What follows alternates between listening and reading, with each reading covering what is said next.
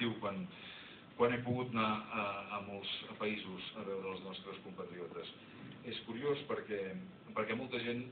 el que li fa més il·lusió és poder compartir l'idioma amb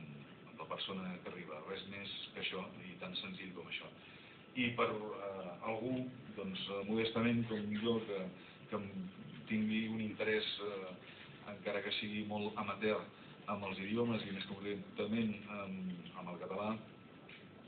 doncs aquesta feina m'ha fet adonar de quina llengua, suposo que rica com totes les altres, però quina cosa més curiosa que és poder veure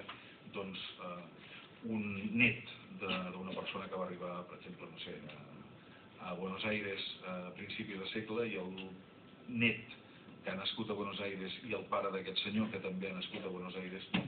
encara continuaven parlant català, sobretot el net. El net no havia estat mai a Catalunya, però parlava en català, i el parlava evidentment amb el dring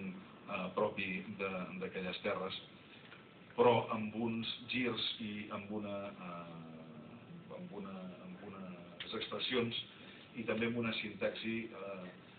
que feien meravellar, perquè, en fi, eren paraules que un pensa que ja s'han perdut, i hi ha algú que les conserva i que sembla com si quedessin fossilitzades en el temps. O me'n recordo